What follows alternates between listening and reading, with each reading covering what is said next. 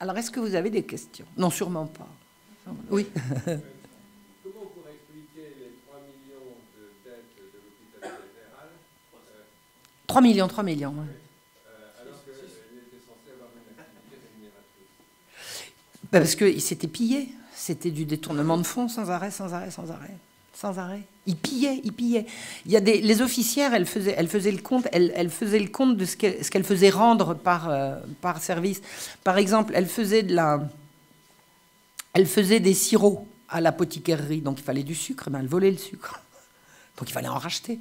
C'était pillé. C'était l'hôpital général. Le procureur se faisait verser une pension sur l'hôpital, alors qu'il avait ses revenus de procureur.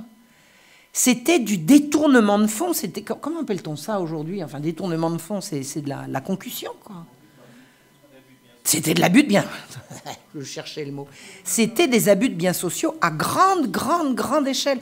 Alors que l'hôpital était censé ne rien coûter, puisque l'hôpital percevait des revenus, percevait des legs et des dons, et ne coûtait rien. Il coûtait rien puisqu'il achetait tout gratuit, ou moins cher. C'était du détournement de fonds sans arrêt, sans arrêt, sans arrêt, sans arrêt. Énorme, énorme, énorme, énorme.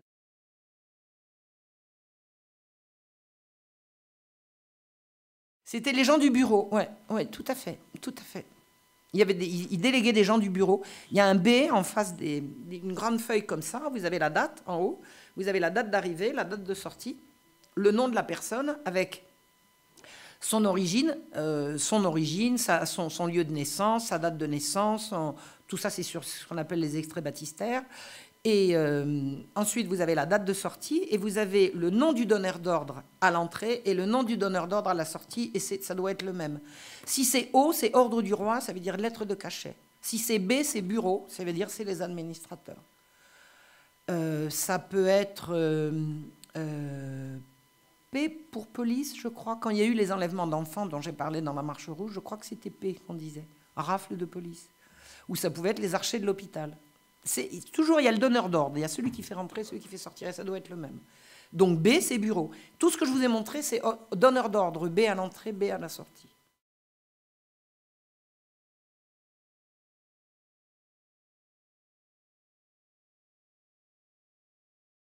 L'affaire de pédophilie, l'affaire de l'abbé Desfontaines. Oui, l'abbé Desfontaines, ouais. L'abbé Desfontaines était un très grand critique littéraire. Il a fait école, il a été un excellent critique littéraire et il a formé des critiques littéraires. Il avait juste un seul défaut, il fallait absolument qu'il se tape des petits garçons. Voilà. Et Voltaire l'a fait sortir. C'est quand même étrange cette tendance que Voltaire a de prendre la défense de gens qui, semblent avoir des mœurs un peu étranges. Je ne pense pas que Voltaire en croquait. Je pense qu'il avait une sexualité quasi inexistante. Non, mais honnêtement, hein? Non, je crois pas. Non, il défendait les puissants. Il se mettait bien avec les gens qui avaient... Non.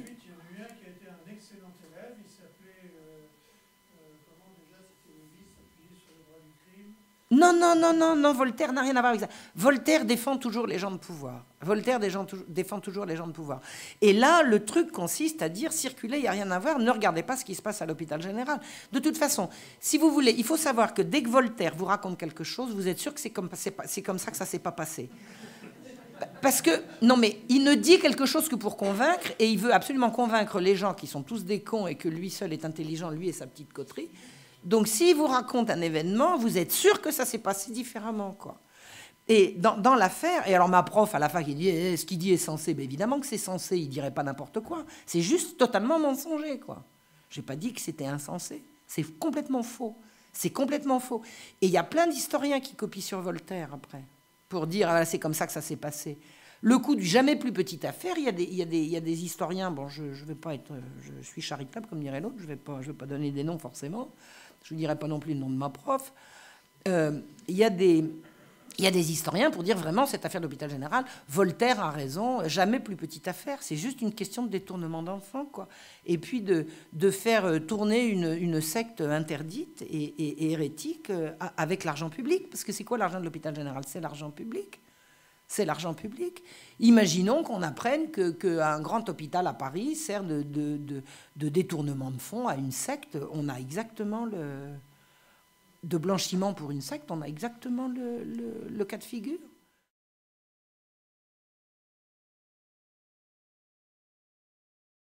Non, aucun rapport, pas du tout. Alors là, pas du tout. Crypto-juif, les jansénistes, sûrement pas. Alors là, certainement pas. Alors crypto-protestant, je veux bien, crypto-juif, certainement pas. Alors là, non, non, non. Alors là, sûrement pas. Ou alors, j'ai rien compris à toutes les archives que j'en ai vues. Hein. Non, non, non, non.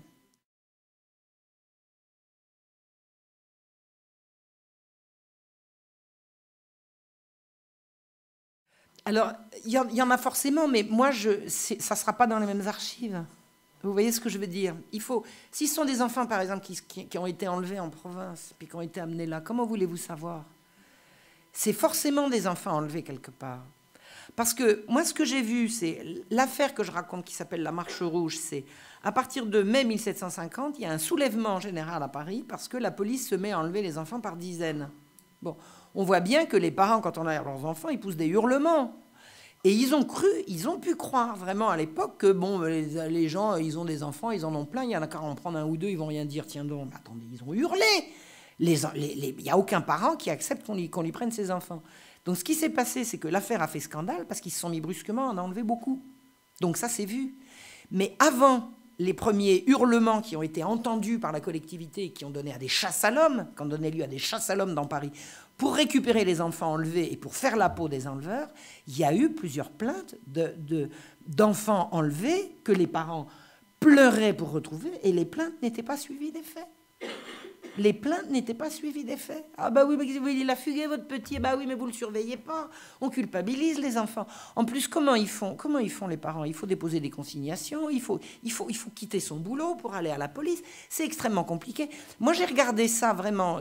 Tout ce que j'ai regardé dans la Marche Rouge sur cet épisode d'enlèvement d'enfants, c'était dramatique pour les parents de courir après leurs enfants enlevés. C'était dramatique parce qu'ils avaient des très très longues journées. S'il fallait en plus qu'ils aillent galoper, aller au commissariat, aller à droite, à gauche, puis ils écrivaient pas forcément bien, donc il fallait aller payer quelqu'un pour écrire une lettre en bonne et due forme. C'était vraiment horrible, ces affaires d'enlèvement d'enfants.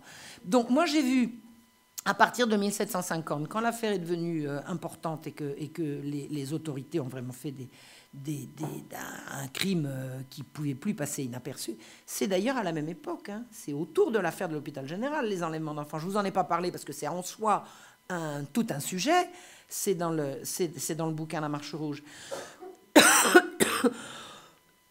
J'ai perdu le fil de ce que je voulais vous dire. Oui, si ça a fait tellement de bruit, c'est parce que brusquement, ils se sont mis à en mettre beaucoup à la fois, mais moi, j'ai retrouvé trace individuellement de gens absolument désespérés et qui ne les ont pas retrouvés. Sur Paris. Maintenant, les enfants qui arrivaient à la Salpêtrière, et s'ils étaient nés à Belfort ou à Auray, comment le savoir? Comment le savoir? Les gens circulent, hein. Les gens circulent. Donc, ça peut avoir été des enfants enlevés. Alors, il y avait beaucoup d'enfants abandonnés aussi. Hein. Mais l'abandon, c'est encore un autre sujet, parce que l'abandon suit le prix du pain. Voilà. Vous avez une courbe du prix du pain, vous avez une courbe des abandons. C'est comme ça. Donc, les enfants abandonnent leurs enfants, les parents abandonnent leurs enfants quand ils pensent que leurs enfants pourront être nourris par l'institution. Ils sont plus confiés à l'institution qu'abandonnés. Ce n'est pas abandonné au bord du chemin. C'est beaucoup plus tragique que ça encore, parce que c'est des crève-cœurs. Et d'ailleurs, j'ai vu des cas dans les archives de femmes qui ont abandonné leur enfant avec un petit mot et qui après sont allées le rechercher, on leur a dit non. Pourquoi non? Vous aviez qu'à pas l'abandonner, mais entendez, je ne pouvais pas, je peux maintenant. Eh ben non, ça veut quand même bien dire que ceux qui prennent les enfants, ils ont un intérêt à les garder. Sinon, c'est quand même idéal. Une mère qui vient reprendre son enfant, c'est une charge en moins. Pourquoi la punir? C'est vraiment, c'est des grands maniaques, c'est des pervers, ces administrateurs de l'hôpital. Il y a Louis-Sébastien Mercier, celui qui a écrit les tableaux de Paris, là, à la veille de la Révolution française. Il a dit, au jugement dernier, tout le monde sera sauvé. Tout le monde sera sauvé. On sait que Jésus veut sauver tous les hommes. Il y en a un seul qui ne sera pas sauvé. C'est l'administrateur de l'hôpital. Parce qu'il n'y a pas de rémission pour ces gens-là. C'est la haine. C'est vraiment, il représente aux yeux du public, et puis c'est pas vraiment ce qui a été dit jusqu'à récemment, mais je vous assure que ça se vérifie, c'est l'horreur absolue, quoi. C'est la méchanceté, les administrateurs de l'hôpital prennent toujours la solution qui créera le plus de souffrance pour le maximum de gens.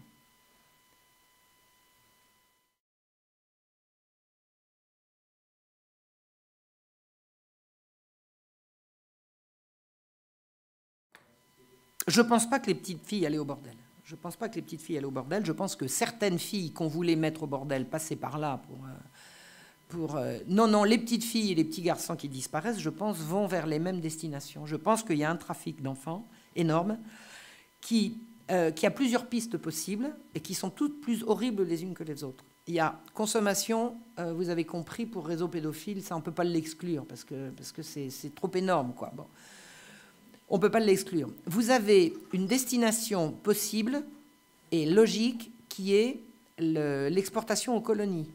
C'est-à-dire que dans les colonies, on sait très bien qu'il y a un trafic très juteux qui s'appelle le trafic de nègres. Bon. Or, le trafic d'esclaves est de plus en plus onéreux, de moins en moins rentable. Parce qu'il faut aller de plus en plus loin pour aller chercher les nègres à l'intérieur des terres, parce que les Africains eux-mêmes qui les livrent, enfin qui les vendent aux trafiquants blancs, les mettent à un prix de plus en plus cher. Enfin bon, la rentabilité a baissé. Et vous avez des gens qui ont théorisé, on va remplacer les nègres par des enfants des hôpitaux. Et si ça avait été fait officiellement, évidemment, les gens auraient hurlé. Donc ça peut avoir été fait, j'arrive à une troisième piste, ça peut parfaitement avoir été fait en douce. Et il y a un moyen de le savoir. Alors je lance un appel, puisque là je suis pas seulement en Bretagne, je suis également sur Internet, potentiellement. J'ai la liste de tous ces enfants, j'ai leur nom, j'ai leur prénom et j'ai leur matricule quand ils en ont. Il faudrait aller regarder au Canada si on a des listes de ces gens-là, de ces enfants-là. Parce qu'à l'époque, on ne montait pas sur un bateau sans montrer patte blanche. Et on n'en descendait pas sans montrer patte blanche. Donc tous les enfants qui ont pu arriver au Canada, ils ont forcément une trace. Et moi, j'ai des dizaines, des centaines, j'ai 1648 noms. Donc on peut les retrouver. Voilà. La troisième piste est encore plus atroce, et elle n'est pas du tout à exclure.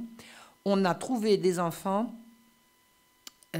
qui partaient en direction de Toulon. Toulon, c'est pas pour aller aux Amériques. Hein? Toulon, c'est trafic d'esclaves en direction de la Méditerranée.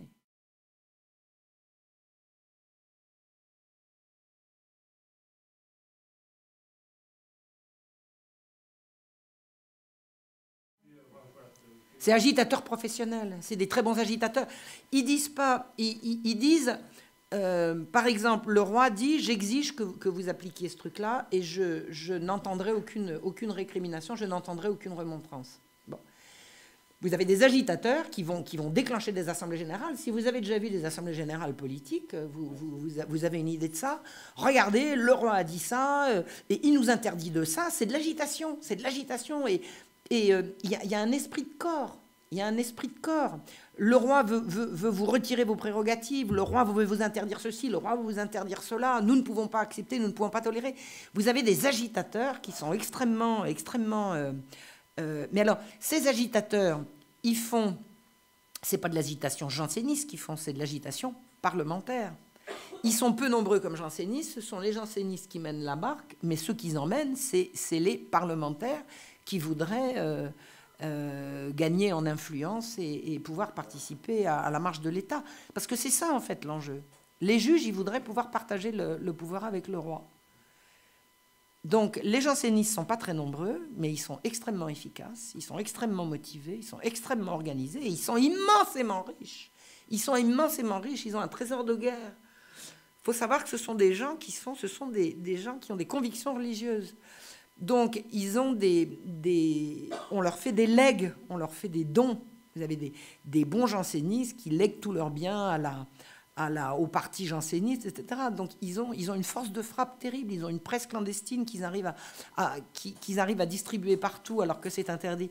Ils sont extrêmement puissants et ils sont au cœur de la magistrature comme un poisson dans l'eau, et il déclenche il déclenche des grèves et des trucs de la magistrature qui d'une façon générale, janséniste ou pas, ne demandent qu'à voir ses prérogatives confirmées. Et, voilà.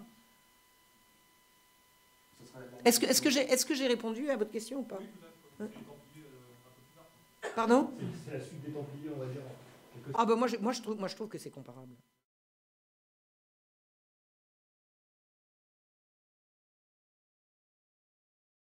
Oui, oui. En l'exilant, en fait, il l'a mis à l'abri. En l'exilant, il l'a mis à l'abri. Il l'a mis hors de portée des juges. S'il ne l'avait pas exilé, Christophe de Beaumont, enfin l'Église de France était à genoux, quoi. Christophe de Beaumont aurait été arrêté. Il y avait un ordre d'arrestation. Et ils ne seraient pas gênés, les juges, hein, pour aller le mettre en prison. Et ils voulaient le mettre en prison pour avoir agi dans le sens de ses prérogatives exclusives. C'est-à-dire que l'ordre d'arrestation de Christophe de Beaumont était totalement abusif. Totalement abusif, il s'en foutait. Le Parlement avait décidé qu'il était apte à juger d'affaires ecclésiastiques. Christophe de Beaumont estimait que non, le Parlement s'apprêtait à l'arrêter. Et le roi a dit, c'est à Monseigneur de Beaumont de s'occuper d'affaires ecclésiastiques et pas au juge, mais il le disait tous les 15 jours. Il le rappelait sans arrêt. Et les juges s'en foutaient. Les attaques contre l'absolutisme royal pendant le règne de Louis XV, c'est ahurissant. C'est ahurissant. L'Église est totalement ébranlée avec la chute des jésuites. Ça a été un coup absolument terrible. Ça a été un coup absolument terrible pour l'Église. Puis regardez, ça n'a pas traîné. Dès les débuts de la Révolution, on brûle les églises, on trucide les curés, on extermine les catholiques. Enfin bon, il y avait vraiment une obsession anticatholique. Mais votre analyse est bonne. Il faudra abattre les deux. Il faudra abattre la royauté, il faudra abattre l'Église. Et ils ont bien réussi les deux. Ils ont bien réussi les deux. Mais vraiment, je pense que le roi... Vous savez, je suis très partagée concernant Louis XV, parce que moi, j'aime pas les rois vicelards. Et au niveau de ses mœurs, il était vraiment dégueulasse. Enfin, pas dégueulasse, non, il y a tellement pire. Enfin, je veux dire qu'il n'était pas propre, quoi. Et en plus de ça, il a lâché Damien. Il aurait pu au moins lui obtenir un rétintum, qu'on l'étrangle tout de suite. Et que, enfin bon, il a été lâche et j'ai pas de sympathie pour lui. Dans la façon qu'il a eu de gérer les affaires face au Parlement, il n'a jamais manqué de dignité. Vraiment, vraiment. Il n'a pas été nul, il n'a pas été au-dessous de tout. Je pense qu'il a été extrêmement mal entouré et qu'il s'est tiré une balle dans le pied à différentes reprises, mais ça n'a pas été un petit roi. Et il a fait un coup magnifique qu'on appelle le coup de Maupeou, qui a consisté à dire « Je reprends en main la justice et les magistrats cesseront de n'obéir qu'à eux-mêmes ». Il a refait une justice beaucoup plus à la disposition, beaucoup plus à la portée des petites gens. Il a fait une très belle réforme, et puis que Louis XVI, en 2 mois de temps, a mis à bas, parce que Louis XVI avait 20 ans, qu'il n'y connaissait rien, et qu'on lui a dit que c'était comme ça qu'il fallait faire. Voilà. Donc je veux dire, je n'ai pas de mépris du tout pour Louis XV. Et ce qu'il a fait en direction de Monseigneur de Beaumont, il l'a mis à l'abri. Il l'a sauvé. Il l'a sauvé.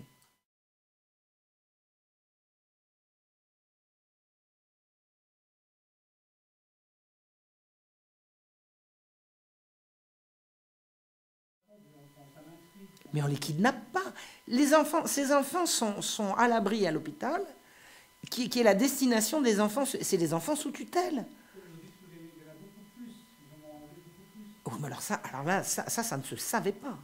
Ça ne se savait pas. On les voit. On voit qu'ils existent, ces enfants. Mais il n'y avait pas d'organisation. Absolument, absolument, absolument, c'est encore... Donc ça ne mettait pas le pays en danger. Ça ne mettait pas le pays en danger. Envoyer les enfants aux colonies pour remplacer les nègres, hein, de Piaron de Chamousset, c'était une idée absolument géniale. À une époque où il fallait que tout soit rentable, on rentabilisait les enfants qu'on avait sauvés en les mettant à l'hôpital et en les envoyant pour travailler à la place des esclaves, où ils n'y auraient pas travaillé comme esclaves. Hein, il s'agissait pas de... Mais il s'agissait de les faire travailler de toute façon, et puis qu'ils fassent des petits, et puis qu'ils refassent des colonies. L'obsession du siècle, c'est la population. Le siècle recherche toujours à ce qu'on fasse des enfants plus d'enfants. Voilà. Tuer un homme, c'est tuer potentiellement. Tuer une femme, c'est complètement crétin. Elle aurait pu faire des enfants. Vous voyez ce que je veux dire? C'est utilitaire toujours.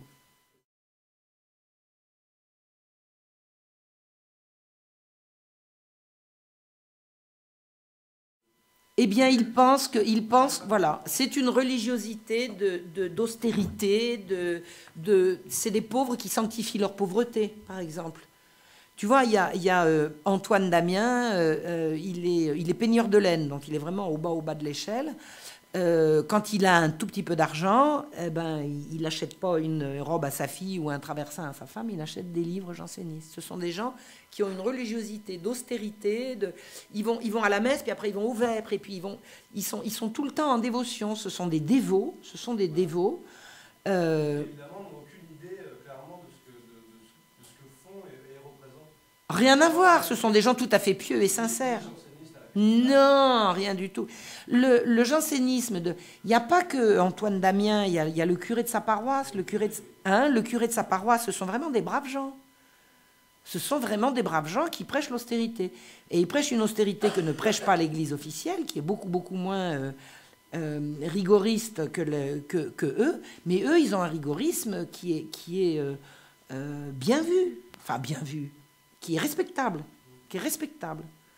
Et toute la famille de Antoine, hein, il y a sa femme Marie-Jeanne, sa fille, ses enfants, ils sont tous jansénistes. Ce sont des gens qui sont tout le temps fourrés à l'église. Ce sont des dévots, des petites gens.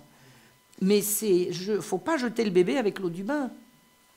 Le jansénisme populaire a existé et il a représenté, face à un siècle de libertinage, un rappel à un rigorisme chrétien qui ne faisait pas partie de la doctrine de l'Église, mais qui n'était pas franchement incompatible.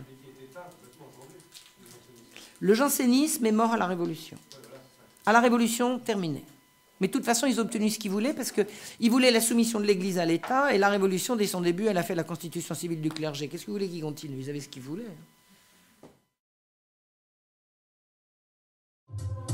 Pour tous les jeunes qui n'ont pas pu parler, ou qui n'ont pas eu la chance de parler. Yeah. Je dédicace aussi cette chanson à tous les jeunes de France, à mon frère Dimitri, Jonathan, Dylan, et à mon père.